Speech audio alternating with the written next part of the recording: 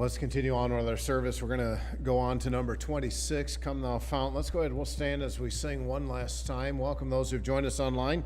Let's go ahead and stand as we sing Come Thou Fount. Come thou fount of every blessing, tune my heart to sing thy praise, streams of mercy.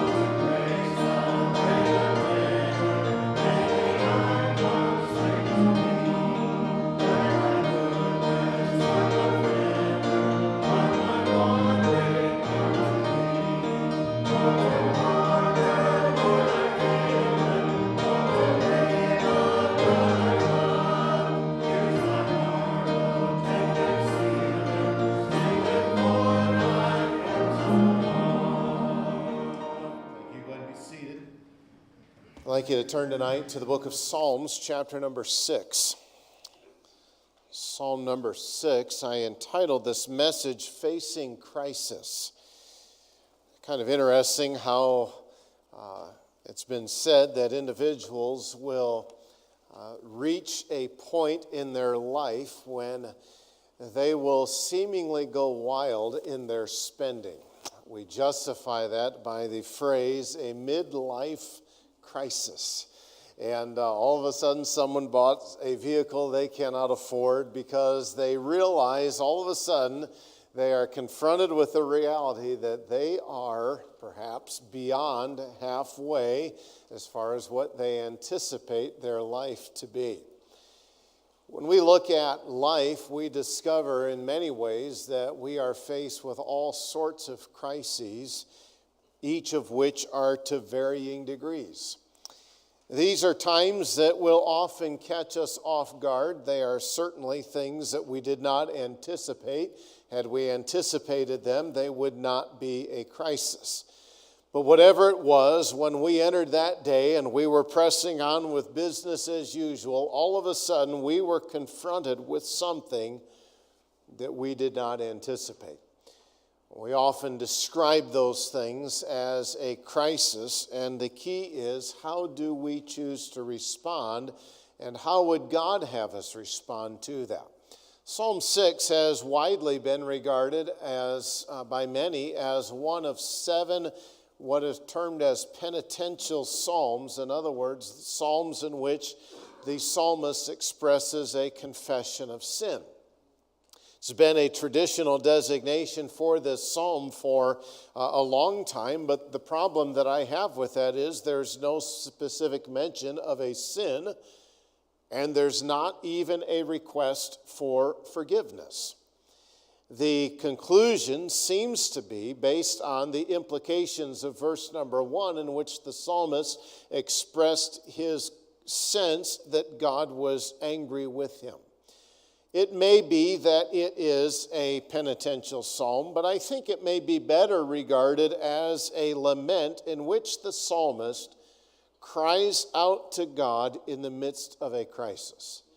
Now, it does become clear that he is at least conscious of God's anger, but there's nothing in the text that indicates he is conscious of a particular sin. But regardless of the perspective from which a person interprets this psalm, it becomes very clear that he was facing a crisis for which he begged God to show mercy, and one from which he prayed that God would ultimately deliver him. If we look at it from this perspective, I think we can very quickly conclude that this psalm is one that can be applied to many situations. Now, as we go through many of these psalms, what we're going to discover is that these are chapters or psalms that are filled oftentimes with lots of emotion. I've been thinking much about this particular topic lately, but it seems to me as though there are certain things in our churches today that are kind of the big elephant that's sitting in the room that nobody wishes to acknowledge, one of which pertains to our mental health and emotional stability. We think, well, these are things that just relate to people outside the church. And it's not. And when we start looking at depression and we start talking about things like this, I dare say that our churches have not done well handling this topic. And it's just one of those things that admittedly you'd rather think, well, that's just something that affects everyone else out there. The problem is that when somebody is battling that, they sense everyone says that's just something out there. Meanwhile, everyone in here is like, oh, wow, you mean there's other people that feel the same way I do? And the answer to that is yes. And I think that sometimes we downplay a lot of these things and we try to ignore them as though they do not exist, that this is something that only unsaved people experience or something that ungodly or backslidden Christians experience. Well, that's not the case at all. And sometimes we, I think, would do well to not ignore that elephant that oftentimes is sitting in the room that everybody wants to pretend is no longer there. Well, the psalmist frequently throughout the Psalms, including this psalm, is going to talk about the extent of his emotion, and as he pours out his heart before God, we discover, hey, you know what? There are other people who have faced similar situations. Now, we learn from the title of this particular psalm that it was a psalm that was intended as being directed to the chief musician or the director or the overseer of the temple musicians. We've already seen that term neganoth, and it was a stringed instrument, but there is another phrase that is to be played upon sheminith, if you notice that, and it's unclear as to what that means. The word itself means the eighth. And it has caused many to speculate that this was to be played perhaps musically on an octave. If you have no idea what that is, don't worry about it. If you do, it's possible that that's what this is in reference to. It also is another of the psalms that is attributed to David. But as we begin to examine tonight the content of this psalm, I want us to understand that our response to a crisis that we face is difficulty is crucial, because what it does is it reveals for us our degree of confidence and trust in two things: in the nature of God and in what He chooses to direct into my life. My response to that crisis is going to reveal my degree of confidence in God's nature and in God's direction. Is God a good God? Well, that's easy to say if you went to your mailbox and received a check that was able to be cashed for $1 million. God is a good God. When you go to the mailbox and find bills for the $1 million or what feels like that, is God still good? And the answer is yes. But when we're faced with this crisis, again, it's something we didn't anticipate. It's something that was unexpected, and it just showed up. How we respond to that. Have you ever maybe had a meeting that you knew was going to be hostile with somebody, and going into it, you knew it was not going to be pleasant? If you've ever had one of those, you understand what I'm saying. You prepare your mindset for that. And really, it's just kind of like water off a duck's back. You know it's going to be ugly when you walk in. You walk in, it meets your expectations and then some, and you walk out, and it's like, yeah, that went exactly like I thought it would. But when you're blindsided by something, it is far more difficult to respond properly to those things. Now, we do not know the specifics as to what it was that the psalmist was confronted with. I'm not limiting this to a penitential psalm in which he is expressing a repentance for sin. It may or may not be the case.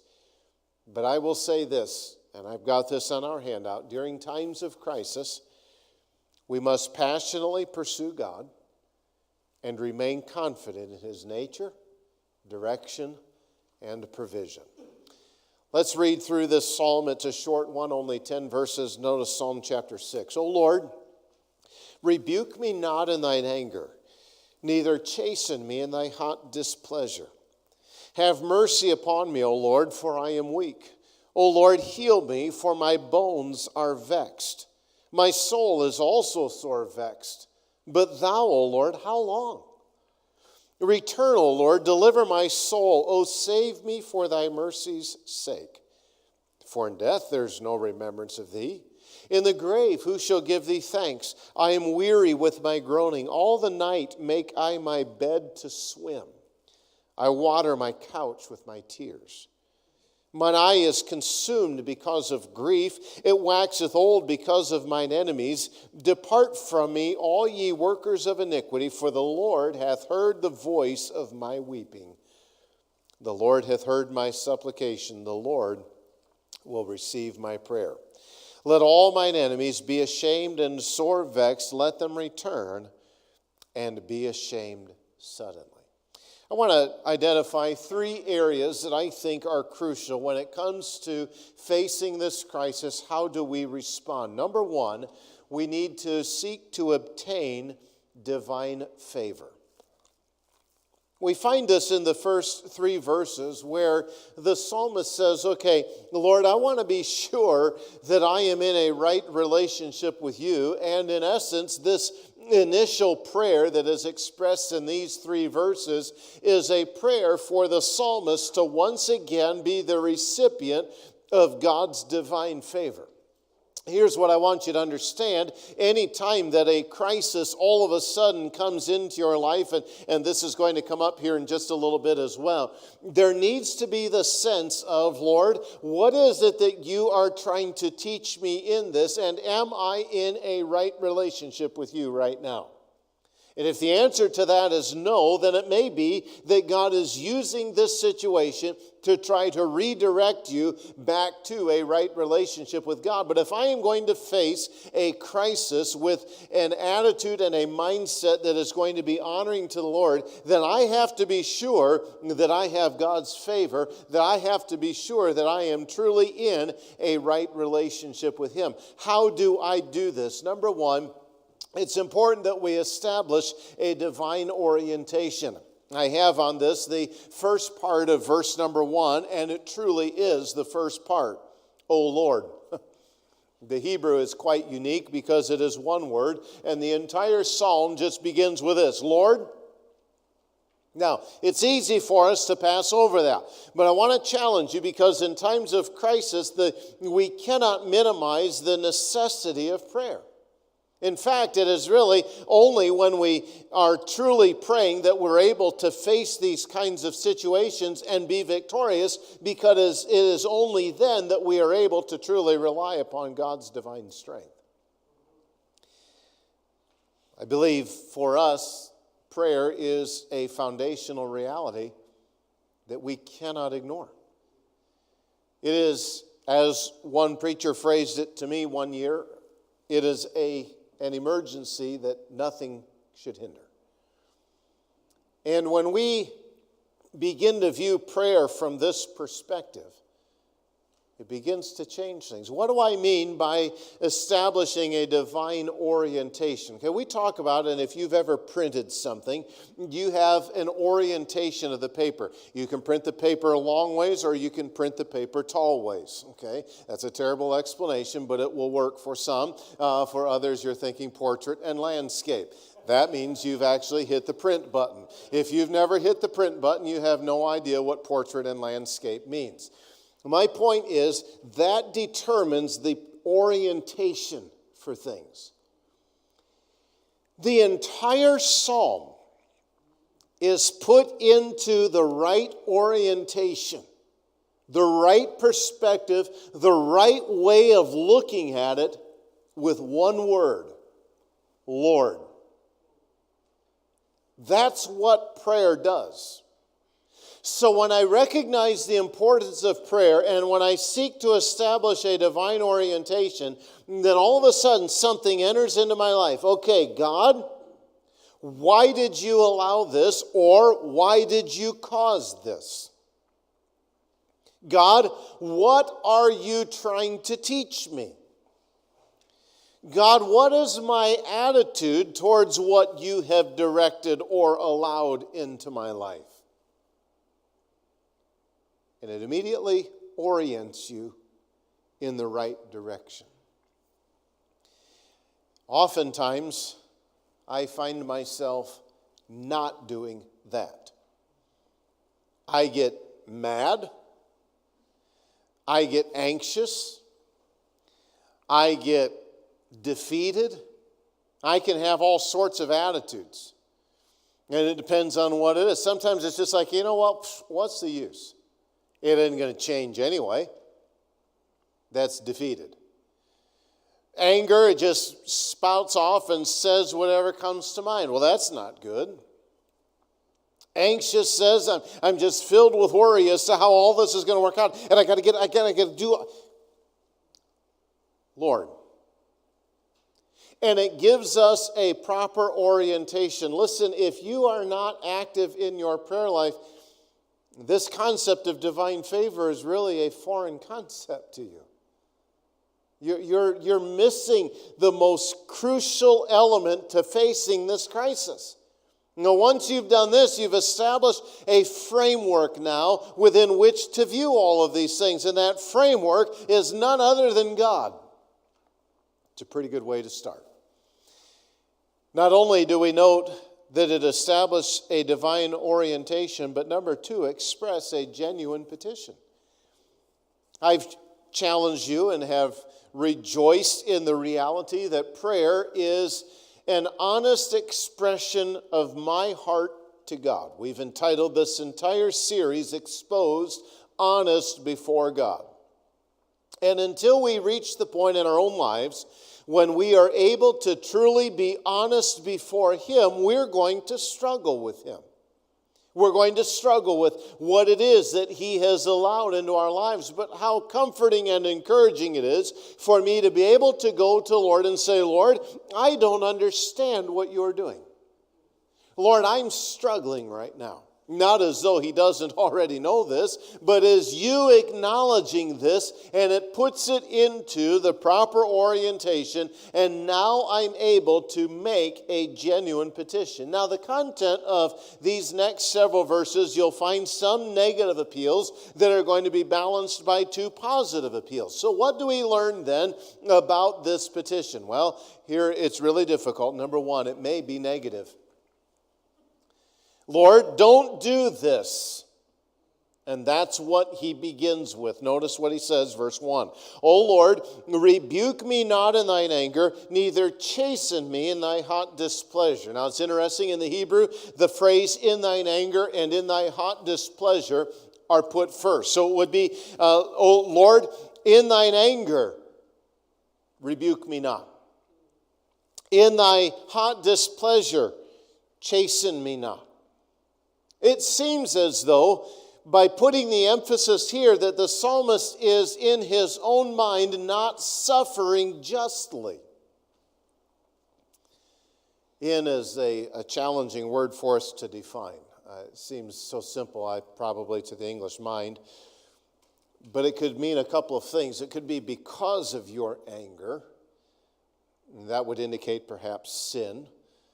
But it could also mean by means of. And if we view it from that perspective, then we might actually end up concluding what is also found in the Old Testament, that God's discipline is actually a source of God's blessing.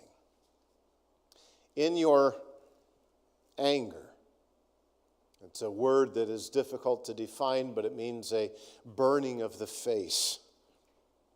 Rebuke me not in thine anger. Don't chasten me in your anger.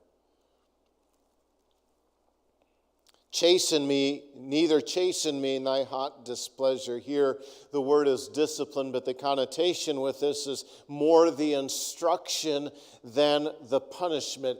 Don't instruct me in a burning anger or in a rage. Have you ever had someone try to teach you something by yelling at you? It's not a very effective means of teaching. It might be the level of frustration that is in whoever's voice, but may not even necessarily be intentional. But here the implication is, don't chasten me, don't correct me, don't instruct me in your anger. Very similar in Psalm chapter 38, verse 1, O Lord, rebuke me not in thy wrath, neither chasten me in thy hot displeasure. So it may be negative. The request that you make to God may be, Lord, don't do this. Well, if it may be negative, number two, it may even be what? Positive. Wow, I tell you what, we are on a roll tonight. It may be negative. It may be positive. Don't do this, but please do this. Verse 2, have mercy upon me. God, show favor upon me. Then notice the basis of that. Why? Why is the psalmist saying, God, I need you to show me favor or show me mercy, for I am weak. I am frail. I am feeble. Prayer acknowledges our weakness. Prayer acknowledges our inability. About the time that you think you've got it, it's got you. 1 Corinthians chapter 10, verse 12. No, it's not chapter 10. No, it's not. Yeah, it is. No. Wherefore let him that thinketh he stand take heed lest he fall, whatever the reference is. Now I'm all confused because my mind's on all sorts of verses. Huh? Am I right? Thank you, Joan. I appreciate that. Joan, I'm just going to be sure that was on live, that I was right, and just want it to be known. Let him that thinketh he stand take heed lest he fall. The problem is that when I handle these crises, sometimes I think that I've got this, and I don't. I have to come to the point in my own life when I realize, God, I don't have this. And what I need is I need you. I need you more than anything. I need you to show me your divine favor. Have mercy upon me. There's your first positive appeal. Heal me. Verse 2, the end of it. Your second positive appeal. For my bones are vexed. This healing is not in the sense of a physical illness, I do not believe. It seems instead better understood as a healing of hurts. Bring me back to a position of having restored favor, and in some cases that may even be forgiveness, though not necessarily here. Now the basis for this one is explained why. Because my bones are vexed. My bones? It describes the person's entire person, his whole being. They're vexed, they're disturbed, they're terrified, almost scared out of their mind. I'm shaken to the very core. We might say it that way. I can feel the anxiety and everything welling up inside of me. He even continues into verse 3. My soul is also sore vexed. Here the word soul would suggest this is the center of my feelings and my emotions. It is sore vexed. It is exceedingly disturbed. It is exceedingly terrified. Have you ever been there? If you haven't, then pinch yourself to see if you're real. Okay? And if you have, thank God there's some other people in here who say, hey, I've been there too. And well, we're not supposed to feel this way. We can't talk about this in church. Why not? Talk about all sorts of other things. Why can we not talk about how we handle these things from a biblical perspective? Because it is very much so needed in our culture today. It may be negative, it may be positive, but I bet you won't guess this one. Number 3, it may be inquisitive. What's that mean? I might have a question. And you know what he does in verse 3? He asks a question. But thou, O Lord, we would say it this way, but you, Lord, how long?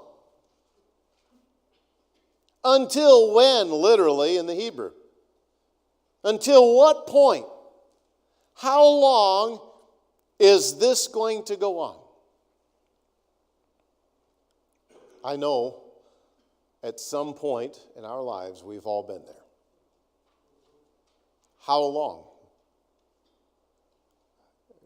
Sometimes I found myself asking God if he's enjoying this, because I'm not. And those are not my finer days. But it's like, Lord, are you having fun? Because I'm not right now. Not seeing the humor in this.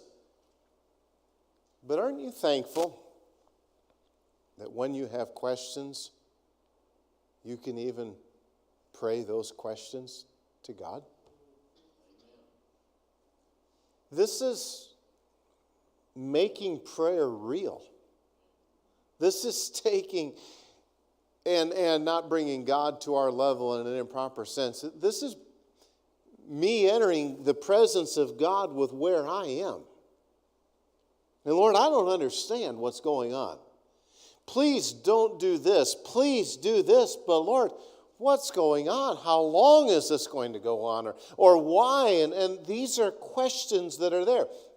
When you're facing this crisis, understand the importance of prayer and understand that I may have a negative request, I may have a positive request, and I may have an inquisitive request when I just ask God what he's doing. Now, I need to be careful because when I'm asking these questions, I need to do so with the right motive, and I also have to acknowledge that God alone has the answer. And I've had young people in teaching as well as even in my own home ask the question why from the perspective of not arguing but trying to learn, trying to understand. You need to exercise some good discernment when that question is asked, because if it is asked from the opportunity or the question of teach me or I don't understand, this is a tremendous teaching opportunity. If it is asked from an argumentative standpoint and a challenge to the authority, it also is a tremendous teaching opportunity. But the lessons that are taught are two totally different lessons. On the one hand, who's sincerely asking, I'll seek to explain it. On the other hand, it may very well be because I said so. Okay? Both great teaching moments. But when we ask God why, let's not do so out of anger. Let's do so with the right motive. How else do I face a crisis? Number 2, I must also request divine deliverance. So I seek to be sure that I have God's favor. Once I've established that, God and I are in a proper fellowship, and now I can request this divine deliverance. Now, why emphasize this word request? Because in James we're reminded that ye have not, because ye ask not. How many battles have we fought needlessly because we just never thought to ask? We never prayed about it. We just went through it and we just faced whatever the challenge was. Request divine deliverance. Well, in order for me to ask for help, it necessitates, number 1, humble dependence. Notice what he says in verse number 4. Return, O Lord, deliver my soul. O save me for thy mercy's sake. A person will not seek divine deliverance until he is brought to the point that he recognizes his need. Sometimes we get through the ringer, so to speak, of God's classroom because we just have not come to the point when we realize we truly need Him. We've got all of these solutions and all of these ideas, some of which may or may not be viable solutions. But until we come to the point when I recognize my need for God, I will not seek divine deliverance. That word return suggests the idea of returning to show favor. And it pictures someone who has shifted in a particular way as though he is not showing favor, for him now to return, to shift back the opposite way and show me favor. Return and do this. This is what you were doing. There was a shift, and I'm asking you to come back to that. Deliver me, he says in verse 4. Deliver my soul. Tear it out, rescue, bring it out of the circumstance, my life. Here's how the concept of soul. Save me for thy mercy's sake. Deliver me. Cause me to be delivered. Why? Because of your mercy. We talked a little bit about this in a recent message, the Chesed mercy. It's a covenant faithfulness that's there. Often in the Old Testament, that's the word that's used. And when we think of mercy, we think of His compassion and His pity, and that is part of it, but that's not all. It is an extremely rich word, and it goes back to His covenant faithfulness. God, do this because of who you are and because of what you have promised. You remember when I talked about that whole crisis thing and handling it? Part of what you had to be convinced of was God's nature. Here it is. Is He faithful or not? Well, you have to establish that in your own life, because if you don't firmly believe it, when you are faced with a crisis, you are really going to question it. He continues for his explanation, O save me for thy mercy's sake. Why? For in death there is no remembrance of thee. There's not in this place of death a memory or a mention of you. And the contrast seems to be the grave versus the temple. Now, David is not saying in this psalm, as many of the pagans thought, that God didn't exist there. When you go on into Psalm 139, where am I going to go to get away? Okay, if I escape, go down to the depths of the lowest hell, well, you're still there. So he doesn't have that mindset, but it does seem to be this. Listen, how much praise does a dead person in the grave give to God? None. David's prayer is, so God save me so that I can return to the temple, so that I can praise you for who you truly are. In the grave, who shall give thee thanks? In Sheol, the place of the departed dead, who's going to cast praise to you? So God, restore and bring me back. And it leads me to question, are we still continuing from Psalm 3 and the fleeing from Absalom? Okay? And you've had a morning prayer, an evening prayer in 4 and 5, and now still potentially there? I think you got a pretty good argument there, but I can't say it dogmatically. God, I want to be able to praise you. And we could find, and there are many other passages, I'm not going to take the time to go through them tonight. There are many other passages that we will see that are going to come back and, in essence, restate exactly what is found here in verse number 5. In fact, 3 of them are in the book of Psalms. Psalm chapter 30 and verse 9. Psalm chapter 88, verses 10 through 12, and Psalm 115, verse 17. Then you've got another one in Isaiah 38, verse number 18. So he says, if I'm going to request this divine deliverance, it necessitates a humble dependence. Number 2, it acknowledges overwhelming grief. This is where I am, Lord, and it hurts. I've cried, and I've cried a lot. For, he says, verse 6, I am weary with my groaning. I am weary because of my sighing. The sighing is the cause of his weariness. All the night I make my bed to swim. Picture is that I flood my couch with tears the entire night. I water my couch with my tears. With tears my couch I flood. It's all parallel, and it's all saying the same thing. There's a tremendous amount of tears and a tremendous amount of sorrow that has been expressed here. Verse 7, mine eye is consumed because of grief. It's become dark or it's become clouded, some say. That's suggesting that he's aged because of grief. And I don't think that's necessarily it. I think it's more the concept that I can't see straight. The tears, they're just flowing, and my eye has become clouded. It's become dark. Maybe the perspective through which I'm seeing things has become clouded. I really don't know. I just, for whatever reason, the concept of getting old just doesn't fit right with me in this one. I don't necessarily have a better argument other than that's just not it.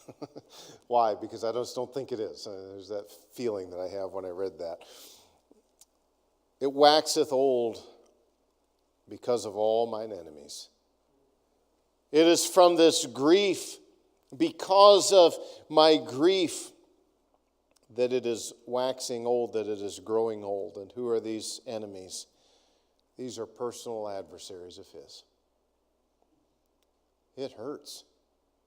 And there's been a lot of emotion that has been spread here. So we face a crisis. Well, I need to first of all obtain divine favor. Number 2, if I'm going to face a crisis, I need to request divine deliverance. Number 3, I need to communicate divine confidence. All of a sudden, the language changes in verse 8. It's interesting. Many of the same words that were used to describe conditions earlier on are now used in the latter part. Depart. Turn aside. It's the same word that was actually translated in verse 4 with the word return. Return. What is he doing? We're saying let's communicate this divine confidence. Depart. Turn aside. Just as he was asked to return, all ye workers of iniquity. All of you who are practicing sin, turn aside, he says. How do I communicate this divine confidence? Number 1, this divine confidence is produced by answered prayer.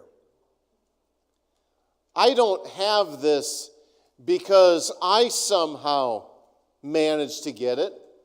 It's not that I somehow managed to all of a sudden say, okay, well, I'll just change my perspective on things. It's like telling someone who's worrying, quit worrying. Okay, why didn't I think of that?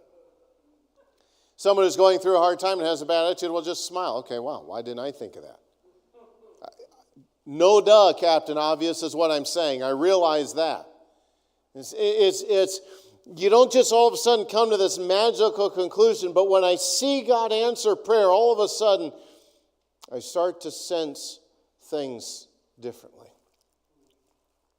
Depart from me, all ye workers of iniquity. All of you who are practicing sin, return, turn aside, just as he asked God to do in verse 4. For the Lord hath heard the voice of my weeping. The reason I want you to depart is because God has heard me, and the implication is he is responding with his favor. He's heard my voice. And that word voice in this particular one is used to describe a loud cry, a loud voice that's there. He's heard the voice, the loud cry that is characterized or most likely produced by my weeping. God's heard that. So all you workers of iniquity, just get on out of here. Okay? If you don't know what that's like, then you guys just need to come back down to the south, because that's what that's all about, all right? And you understand that. Go on, he says, because God's answered prayer. If you picked up on this, depart from me, verse number 8, all ye workers of iniquity. Matthew chapter 7, you remember that phrase, verse 23? Then will I profess unto them, I never knew you. Here's the phrase, depart from me, ye that work iniquity. Luke chapter 13 also actually makes a similar statement, verse 27. But he shall say, I tell you, I know not whence ye are. Depart from me, all ye workers of iniquity. Just as God will pronounce this judgment upon the unsaved, the psalmist as king seems to be expressing this authority, this declaration. Get out of here, he says. For the Lord hath heard the voice of my weeping. The Lord hath heard my supplication. He's accepted it. Same word back in verse 9. My supplication. What is that? It's a pleading. But it's a pleading for compassionate attention. There's an appeal that is here. The Lord will receive my prayer. That word prayer here is lament, which is why I would tend to say that this is more of a lament. The Lord, my lament, my prayer, my lament will hear. He will accept it. Now think about that when it comes to prayer. And think about how that changes your mindset when it comes to this. Wait a minute, God's going to answer me on this. Where's that level of confidence in the average Christian's life? Where's my confidence when I'm facing a crisis like this? Well, number 2, not only is it produced by answered prayer, but it's expressed in confident anticipation. Verse number 10, let all mine enemies be ashamed. Let all of them feel shame. And the sense of this is a request for this to take place. God, I'm asking that they all feel shame. That they be sore vexed. That they be extremely dismayed. You remember what he said back in verse 3? Same word. He said in verse 3, my soul is sore vexed. God, I'm asking that they be sore vexed. That they feel this extreme disturbance and dismay. These that he wants to feel that are his enemies, those who are hostile. Let them return. Let them turn back in shame and be ashamed suddenly. Let them be put to shame and be put to shame abruptly. As I conclude this psalm, it's clear to me that the psalmist is facing some sort of a crisis. If you want to throw into this that it's the sense of sin, then I understand, and that's okay. I think that forces an interpretation and kind of narrows it down in a way that, in my opinion, that's not the intent of the psalm. But look at the example that he gives us in facing these things in our own lives. We all have them, we all face them, and sometimes we face them quite well, and sometimes we don't face them quite so well. Let's learn from this. Let's take these 3 simple steps, seek to apply them to our lives so that we can face these things and still maintain a confidence in the nature of God, in what he is doing in my life, in his direction and in his provision, so that I can then go on and better glorify him. Let's stand. We'll be dismissed by prayer. Thank you for joining me. Thank you those who joined us online. Let's close with a word of prayer. Lord, I thank you so much for this day. Thank you for the opportunity to study this passage. And I pray that you would help us to take these truths and apply them to our lives. And we pray these things in Jesus' name. Amen. Lord willing, I'll see you on Sunday. All right, take care. God bless.